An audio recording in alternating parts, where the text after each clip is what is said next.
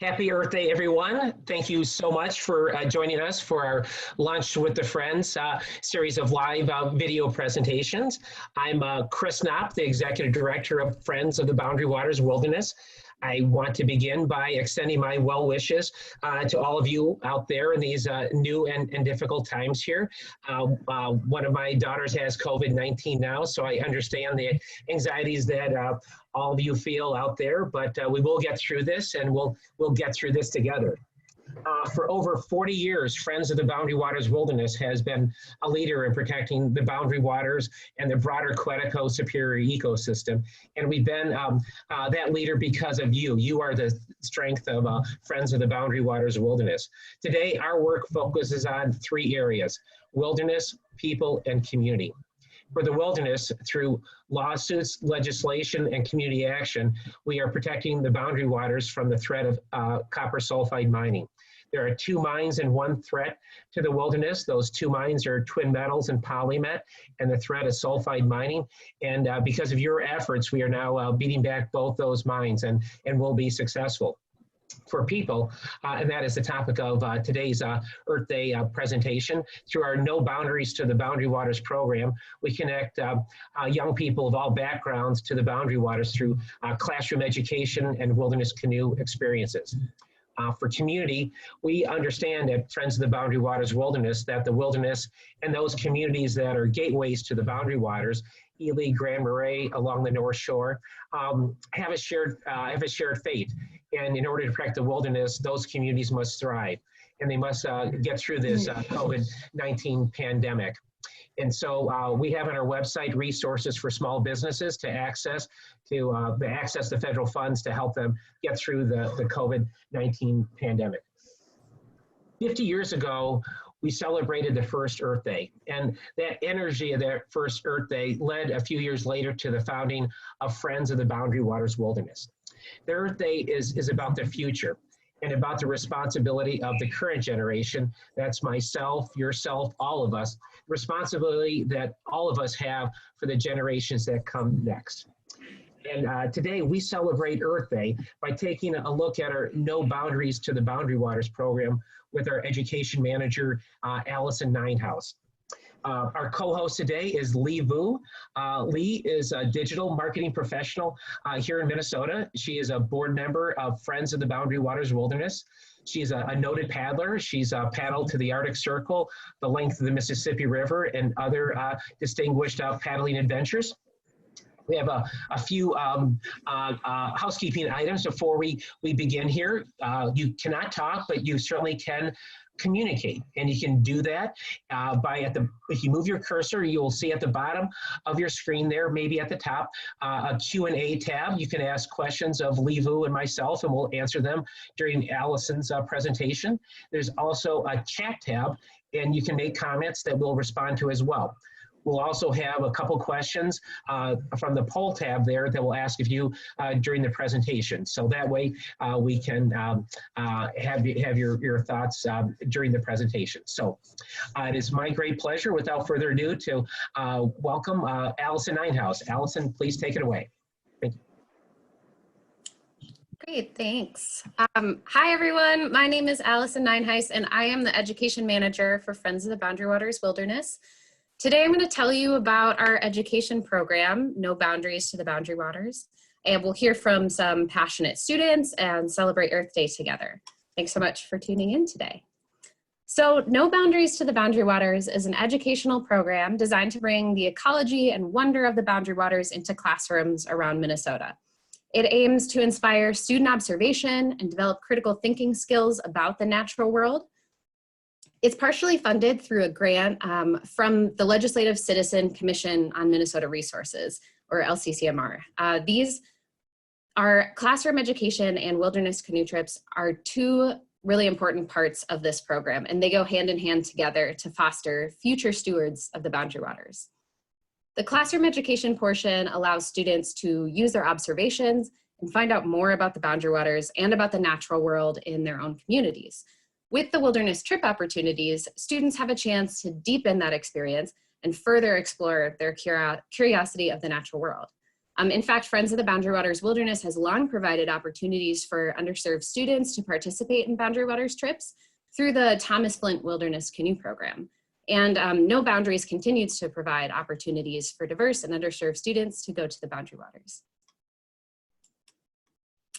So first, a little background on me. As a former guide in the Boundary Waters for youth, I have had the opportunity to see how kids challenge themselves, support each other, and find new curiosity for the outdoors on these trips. This photo is from my second trip ever to the Boundary Waters, where I was going up as a guide. This is from our guide training trip. My summer guiding was actually one of the most challenging experiences. I learned a lot about trust, flexibility, strength, and teamwork. I had actually suffered a back injury 1 year before, so things like portaging actually ended up being really difficult, and I really had to rely on my team for help.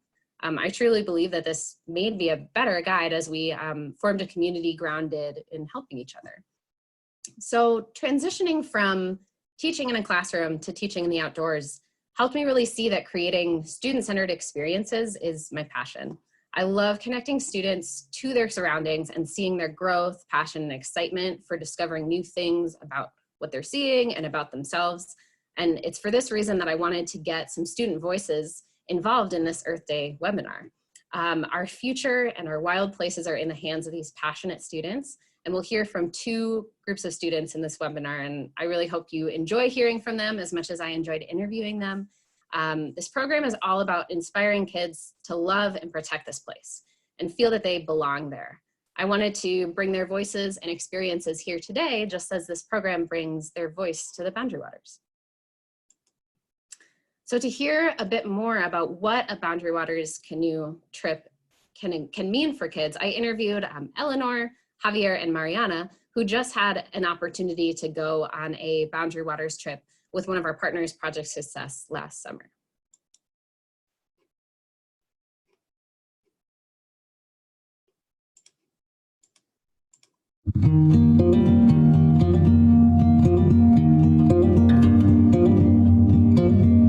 Like really not like nothing I've really seen before. You see like the wildlife. We saw a bunch of eagles. I just love, like, I'm such an introvert. I just love how quiet it is and like how like tranquil and peaceful it is. Right when we would leave our camp in the morning, we would do a little story. And I remember this one time we were out in the middle of the lake and we were doing that story time. And we had seen a loon pretty far away. And we seen it duck under. And during this time, you have to listen to the story. And for at least 5 minutes, you canoe without talking, just hear the water on your paddles or canoe and just hear everything else. And we were still sitting on our canoes hearing that story, and that loon popped up right in front of our canoes. And it's just nice to see it up close.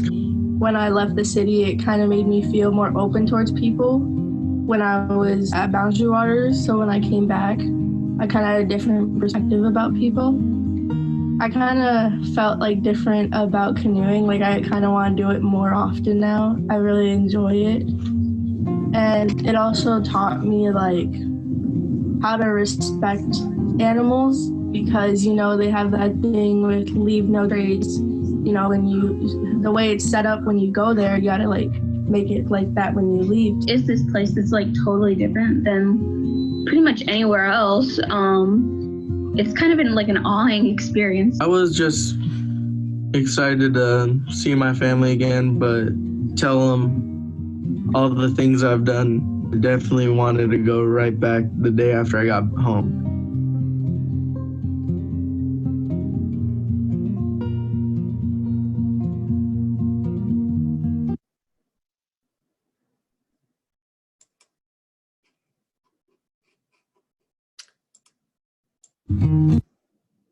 Well, I really loved hearing, oops, one too many. I really loved hearing their experiences and their stories.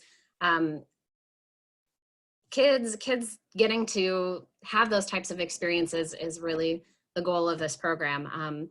Like we saw in the end of that clip, we've been building relationships with various partners such as Camp Minojan, Wilderness Inquiry, to name a few.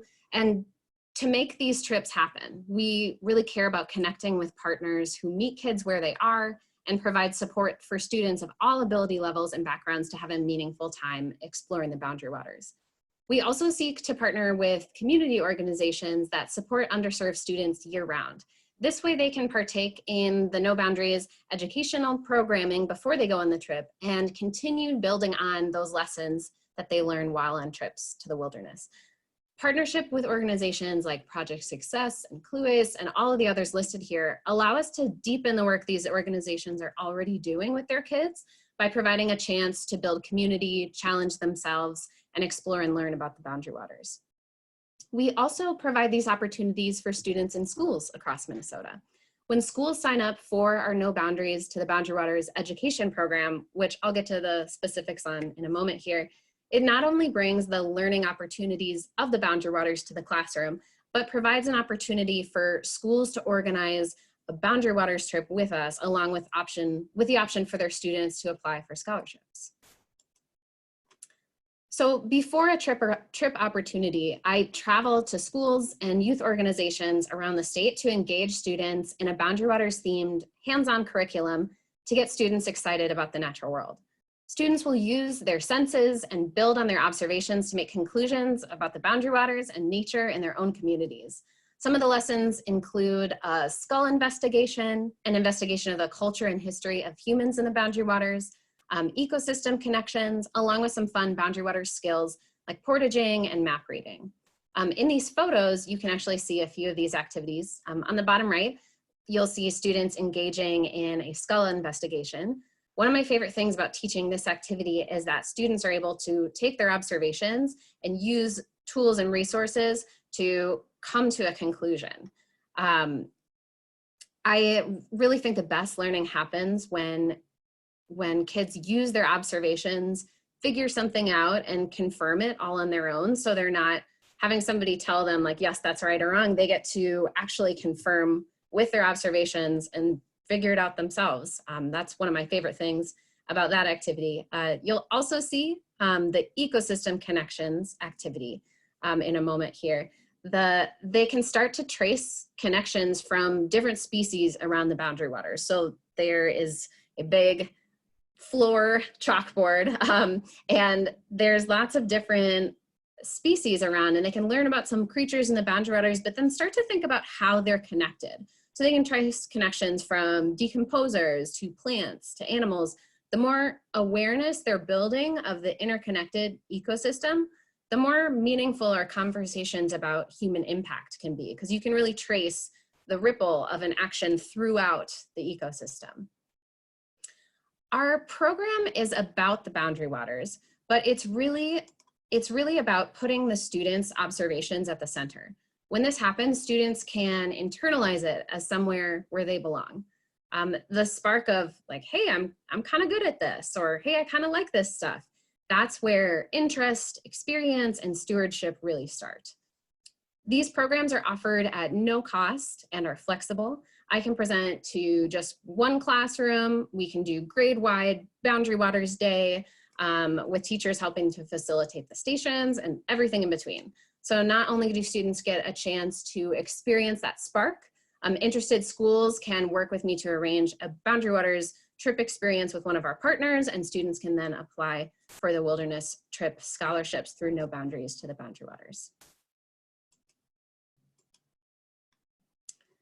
We'll have one more poll question pop up here in a moment. I'll let you answer that here. Oh, and we can actually still see on the slide there. So additionally, as schools are looking a little different this spring, I know we've got a lot of teachers and students participating in online learning, and that can be really challenging. And so we really wanted to support teachers and students doing online learning. So on our website, we are starting an educational video series. These videos are hands-on learning opportunities about the Boundary Waters. You can find our first video, an adaptation of the skull investigation activity, on our website now. Maybe you're not a student or a teacher and just want to engage in some fun Boundary Waters themed content. These videos are for you too. So if you work If you work with youth, particularly underserved youth throughout Minnesota, whether that is a school or community group, please contact us if you're interested in participating in our program. I'm currently booking schools for the next school year and would love to talk to you about how we can tailor the experience to your students.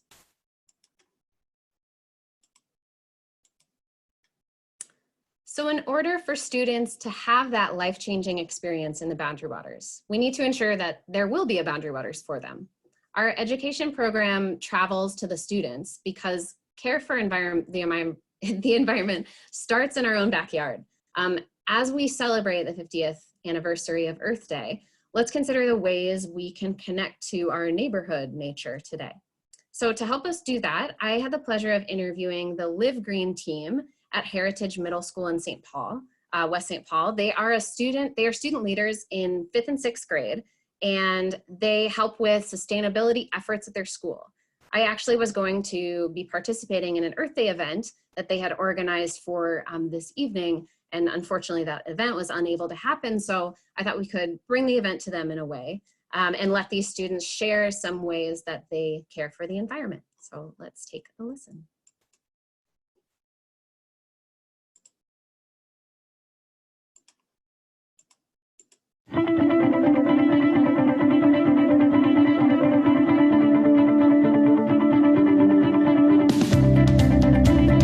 One of the big things is global warming, and that is affecting our world. We should, because it's the reason we live and breathe in the first place. This is the time that we really decide what we're going to do. Recycle things. We have an area where it's all buckthorn, and for the past 2 years I've been working on cutting down most of that buckthorn and working on getting it ready to do some native plantings in there. We went to a park and we just cleaned up all the trash there. Worked on eating sustainably sourced meats. Stuff like when you're brushing your teeth, turn the faucet off so that you're not wasting all that water. More people being outside is going to make more people aware. And they can actually see and hear the nature and see how it works. That would help a lot of people realize that they want to help care for the planet. Maybe they feel like they want to preserve it for future generations.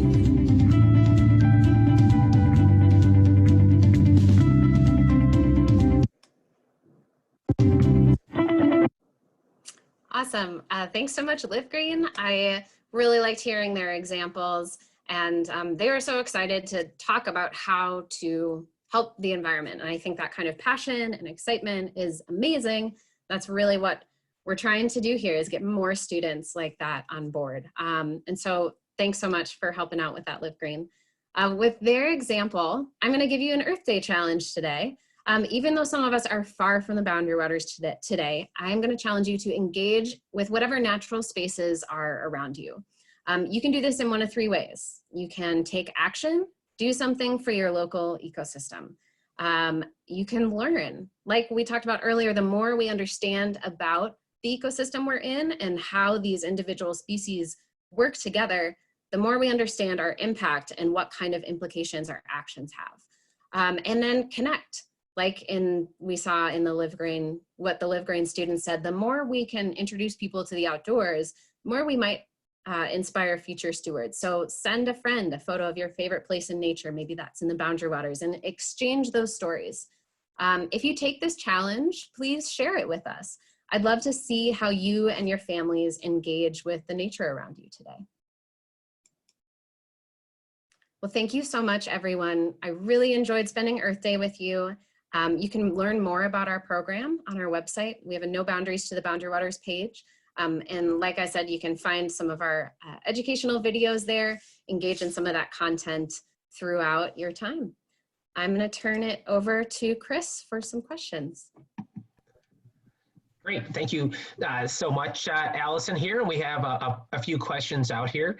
One of the questions is about the age groups that we serve both in the classroom and the wilderness canoe trips. And maybe you want to talk about the ages that we're serving through No Boundaries to the Boundary Waters here, Allison. Yes, wonderful. Our program is designed for 6th through 12th grade students. Super. And then, you know, there was, we have another question out here about what impact do humans have in the boundary waters, and what steps can people take to minimize the impact that they have on water quality? You know, perhaps you want to respond to that question. Sure. I would say that engaging in some of the webinars that we're offering, like the one that the slide is up for next week, these are some really great just insights as to what potential threats there are to the boundary waters and how humans are impacting it, might impact it, and how, you know, the different things that we're trying to do there. As for when we're thinking about right now, what we can do to help protect the boundary waters is really similar to how you might protect a watershed. So learning more about where all of the water goes and where it starts, and what kind of things are being added to the water. We're actually going to do an education video. There'll be one soon on our website about watersheds and how they work. And there's a fun experiment you can do at home with your families to really figure out what a watershed means and how pollutants might travel from one place to another because of the groundwater and because of the way the water flows with the different continental divides. So you can tune in for that for some more information. And then there's also tons of information on our website as well. Great. And, you know, adding to that, we also have a program at Friends of the Boundary Waters Wilderness where we support volunteers that help serve as wilderness stewards. And you can contact us if you would like to participate in that program. So we provide daily stipends for volunteers to work with wilderness rangers to clean campsites, clear portages, and minimize the human impact on the wilderness areas. Obviously, in this COVID-19 period, that program has been put on hold during this time. But when it's safe, that program will be re-engaged. And so please contact us if you want to help be a steward for the boundary waters and a volunteer for the boundary waters. There's another question out here, and one is about you know, can we help facilitate experiences for students in surrounding states? Maybe you want to talk a little bit about that. Yeah, I think that's definitely a place we'd like to grow into this program. Our current funding for this program comes from LCCMR, the Legislative Citizen Commission on Minnesota Resources. So those funds are directly allocated towards the presentations and trips for students in all of the regions of Minnesota. But as we grow this program and get more matching funds and things like that, we really would like to expand it to some of these surrounding states, because there are students that live, you know, near Lake Superior in Wisconsin that have never been to the boundary waters, but are at the end of one of the watersheds. So that's a really a place we'd like to grow into. And if there's a group out there or a teacher in another state, what's the best way for them to reach you? You can email education@friends-bwca.org, and I would be happy to answer any questions you have. Great. We have another question about taking trips to the during this COVID-19 shelter-in-place time period. And right now, the Boundary Waters is closed through May 4th, but is open beginning May 5th. So you can make reservations for Boundary Waters trips beginning May 5th. And the Superior National Forest has some information on that. But when you make your reservation on the website there, you can use that receipt that you print out as your permit. So you don't have to pick up a permit at a Superior National Forest ranger station or one of the cooperators outfitters right now. So you can use that as your permit. You know, obviously things are, if you have to rent a canoe, the COVID-19 shelter-in-place requirements make good sense, and for keeping distance and protecting yourself from COVID-19. There. And so, everyone, that's the last question we have here.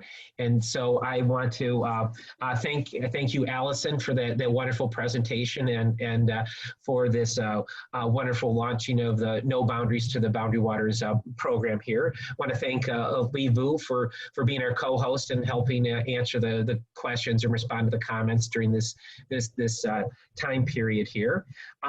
You can access a copy of this this presentation by emailing the website that Allison mentioned. Again, that's education@friends-bwca.org. We'll also email a link to you of this presentation. We will also put this on our website as well, and especially teachers and parents of children out there, reach out to Allison and to the friends here. We want to be a resource for you here. Well, we have another exciting webinar next week. That is Wednesday, April 29th at 12 noon Central Time, and that is a plan for disaster, a detailed look at the Twin Metals mine plan with Dr. Steve Emmerman. He's a mining and groundwater expert, and we've heard from people that want to really look at the technological aspects of these proposed mines, and this, in fact, will do that. So from all of us at Friends of the Boundary Waters Wilderness, thank you so much. Again, you are the strength of our organization and the strength of protecting the boundary waters for future generations. So have a happy Earth Day. Get out and enjoy the wonderful outdoors. Thank you so much for being a part of this. Take care. Bye-bye.